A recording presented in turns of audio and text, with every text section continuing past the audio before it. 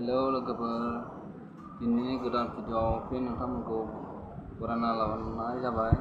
दिनैनि भिडिअआ जागोन आयुष्मान कार्डखौ लानानै। आयुष्मान कार्डखौ गोबां मानसिफ्रानो बुंसोलायदों जे बन्द जाबाय खामानि गैला। नाथाय खामानि दं, बेमार लायै बेमार खामानि दं। जोंहा हेमन्त मामाया बबेबा बेमाराव सोलियो, बबेबा बेमाराव सोलिया, बे खोथाखौ गाव सायख' गावनि खुगाजोंनो गाव निजे फोरमायदों। मा मायाव सोलियो मा मायाव सोलिया नोंथांमोना नैबे भिडिअ क्लिपआव नायनानै नोंथांमोना मोजाङै बुजिना लाबानो जाबाय। लोगोफोर आं भिडिअ क्लिपआव होगासिनो दं, नोंथांमोना मोजाङै नायना ला। যে আয়ুষ্মান ভাৰতৰ গুৰুতৰ অসুখবিলাক যিবিলাক আমাক হাৰ্ট ট্ৰান্সপ্লান্ট, কিডনি ট্ৰান্সপ্লান্ট, সেইবিলাক আমি প্ৰাইভেট নাৰ্ছিং হোমতো কৰিম, চৰকাৰী হস্পিটেলত কৰিম। কিন্তু প্ৰসৱ, সৰু সৰু প্ৰচিডিউৰ আমি প্ৰাইভেট নাৰ্ছিং হোমবিলাকতো খুলি দিয়াৰ বাবে চৰকাৰী চিকিৎসালয়সমূহে বিভিন্ন ধৰণে ক্ষতিৰ সন্মুখীন হৈ আছিল। আৰু বহু সময়ত দুৰ্নীতিৰো বিশাল অভিযোগ আহিছিল। সেইকাৰণে অসম চৰকাৰে এটা সিদ্ধান্ত লৈছে যে আয়ুষ্মান ভাৰতৰ কাৰ্ডত আমি সেইবিলাক বেমাৰহে নাৰ্ছিং হোমত যাব পাৰিম যিবিলাক ক্ৰিটিকেল, চৰকাৰী হস্পিটেলত সম্ভৱ নহয়। তেনেকুৱা আমি ৩০০ প্ৰচিডিউৰ প্ৰাইভেট আৰু চৰকাৰী নাৰ্ছিং হোম দুইটাতে ৰাখিছোঁ। কিন্তু বাকী কামবিলাক আমি চৰকাৰী চিকিৎসালয়ত আমি কৰিম। কেঞ্চাৰৰ চিকিৎসা বি বৰুৱা কেঞ্চাৰ হস্পিটেলত কৰিম, গুৱাহাটী মেডিকেলত কৰিম, টাটা আৰু আমাৰ মাজত স্থাপিত হোৱা চিকিৎসালয়বিলাকত কৰিম। কিন্তু প্ৰত্যেকটো পৰ্যায়তে যদি আমি প্ৰাইভেট নাৰ্ছিং হোমবিলাকত সৰু সৰু বেমাৰৰ চিকিৎসাৰ কাৰণেও যাওঁ, তেওঁলোকে বেমাৰটোৰ চিকিৎসাৰ কাৰণে আয়ুষ্মান ভাৰতৰ কাৰ্ডখন লয়, কিন্তু লগত আৰু বহুত অতিৰিক্ত টকাও লয়। চৰকাৰী হস্পিটেলত অন্ততঃ তেনে ঘটনা নহয়।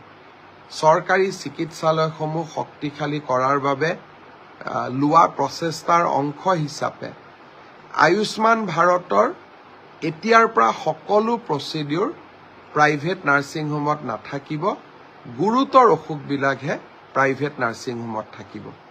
এই কথাটোৰ কাৰণে আমি কোনেও বেয়া পাব নালাগে।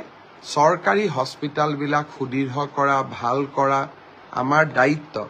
আৰু যদি আমি চৰকাৰী হস্পিটেলবিলাক এৰি দিওঁ, সুদৃঢ় নকৰোঁ, আৰু প্ৰাইভেট হস্পিটেলক যদি আমি বছৰি ২০০, ৩০০, ৪০০ কোটি টকা চৰকাৰৰ পৰা দি থাকোঁ, তেতিয়াহ'লে এটা সময়ত আমাৰ চৰকাৰী চিকিৎসালয়বিলাক এক প্ৰকাৰ মৃত্যুমুখী হৈ পৰিব। মই ভাবোঁ যে এই সৰু সংশোধনটোত আপোনালোক সকলোৱে সহযোগিতা কৰিব। আজি এটা বিষয় উত্থাপন হৈছে যে আয়ুষ্মান ভাৰতৰ আমি প্ৰাইভেট নাৰ্ছিং হোমসমূহত আগতে যেনেকৈ সকলো কাম প্ৰাইভেট নাৰ্ছিং হোমত কৰা হৈছিলে, আমি এটা নিয়ম কৰিছোঁ যে আয়ুষ্মান ভাৰতৰ গুৰুতৰ অসুখবিলাক যিবিলাক আমাক হাৰ্ট ট্ৰান্সপ্লান্ট, কিডনি ট্ৰান্সপ্লান্ট, সেইবিলাক আমি প্ৰাইভেট নাৰ্ছিং হোমতো কৰিম, চৰকাৰী হস্পিটেলত কৰিম। কিন্তু প্ৰসৱ, সৰু সৰু প্ৰচিডিউৰ আমি প্ৰাইভেট নাৰ্ছিং হোমবিলাকতো খুলি দিয়াৰ বাবে চৰকাৰী চিকিৎসালয়সমূহে বিভিন্ন ধৰণে ক্ষতিৰ সন্মুখীন হৈ আছিল। আৰু বহু সময়ত দুৰ্নীতিৰো বিশাল অভিযোগ আহিছিল। সেইকাৰণে অসম চৰকাৰে এটা সিদ্ধান্ত লৈছে যে আয়ুষ্মান ভাৰতৰ কাৰ্ডত আমি সেইবিলাক বেমাৰহে নাৰ্ছিং হোমত যাব পাৰিম যিবিলাক ক্ৰিটিকেল, চৰকাৰী হস্পিটেলত সম্ভৱ নহয়। তেনেকুৱা আমি ৩০০ প্ৰচিডিউৰ প্ৰাইভেট আৰু চৰকাৰী নাৰ্ছিং হোম দুইটাতে ৰাখিছোঁ। কিন্তু বাকী কামবিলাক আমি চৰকাৰী চিকিৎসালয়ত আমি কৰিম। কেঞ্চাৰৰ চিকিৎসা বি বৰুৱা কেঞ্চাৰ হস্পিটেলত কৰিম, গুৱাহাটী মেডিকেলত কৰিম, টাটা আৰু আমাৰ মাজত স্থাপিত হোৱা চিকিৎসালয়বিলাকত কৰিম।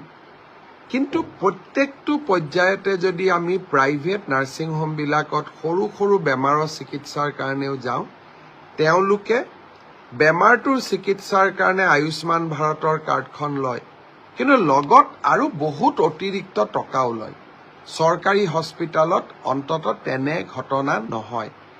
চৰকাৰী চিকিৎসালয়সমূহ শক্তিশালী কৰাৰ বাবে লোৱা প্ৰচেষ্টাৰ অংশ হিচাপে আয়ুষ্মান ভাৰতৰ এতিয়াৰ পৰা সকলো প্ৰচিডিউৰ প্ৰাইভেট নাৰ্ছিং হোমত নাথাকিব, গুৰুতৰ অসুখবিলাকহে প্ৰাইভেট নাৰ্ছিং হোমত থাকিব। এই কথাটোৰ কাৰণে আমি কোনেও বেয়া পাব নালাগে। চৰকাৰী হস্পিটালবিলাক সুদৃঢ় কৰা, ভাল কৰা আমাৰ দায়িত্ব। আৰু যদি আমি চৰকাৰী হস্পিটালবিলাক এৰি দিওঁ, সুদৃঢ় নকৰোঁ, আৰু প্ৰাইভেট হস্পিটালক যদি আমি বছৰি 200, 300, 400 কোটি টকা চৰকাৰৰ পৰা দি থাকোঁ, তেতিয়াহ'লে এটা সময়ত আমাৰ চৰকাৰী চিকিৎসালয়বিলাক এক প্ৰকাৰ মৃত্যুমুখী হৈ পৰিব।